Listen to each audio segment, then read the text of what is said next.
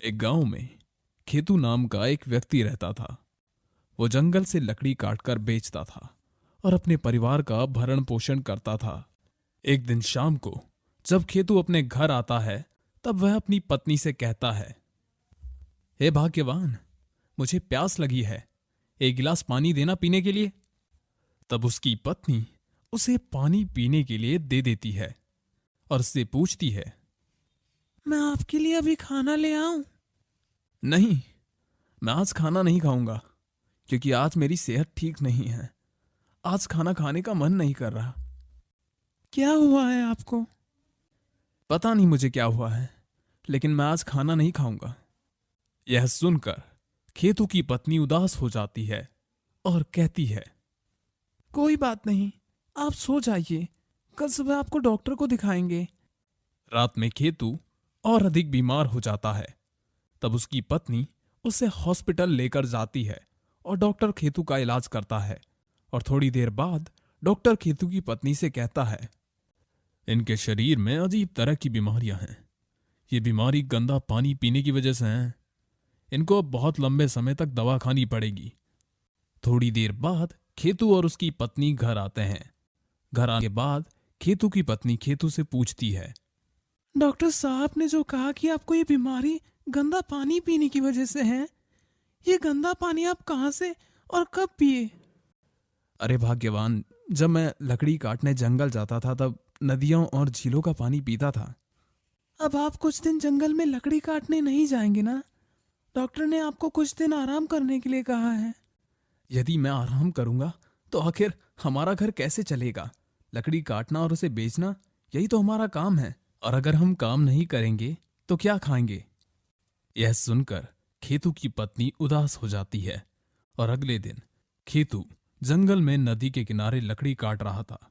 लकड़ी काटते हुए वो अचानक बीमार हो गया और वह नदी में गिर गया। खेतू पानी में बहता हुआ नदी से थोड़ी दूर एक किनारे पर आ जाता है।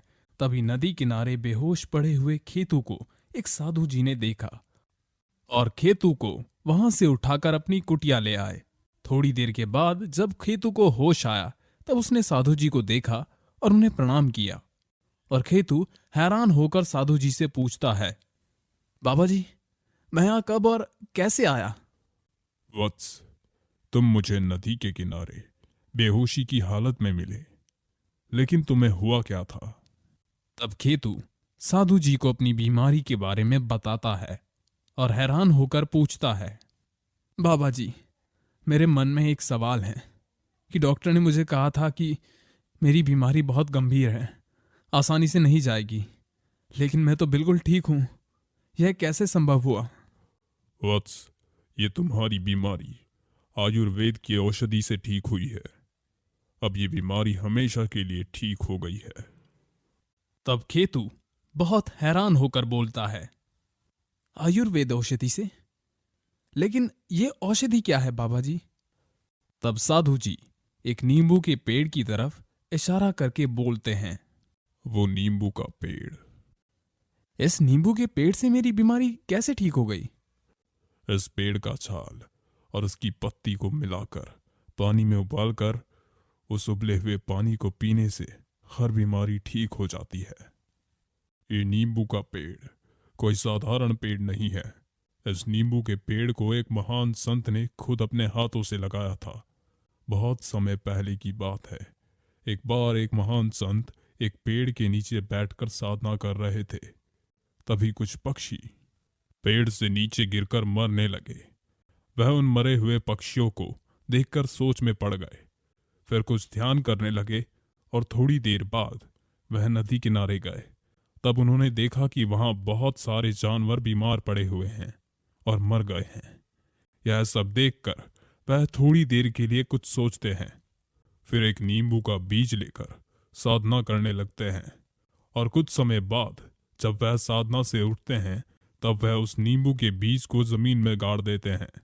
और जब वह नींबू का बीज एक पेड़ बनकर बड़ा होता है, तब उस नींबू के पेड़ की छाल से और उसकी पत्तियों के उबाल से बीमार पड़े हुए पक्षियों और जानवरों को पिलाते हैं, जिससे कि सभी पक्षी और जानवर ठीक हो जाते हैं।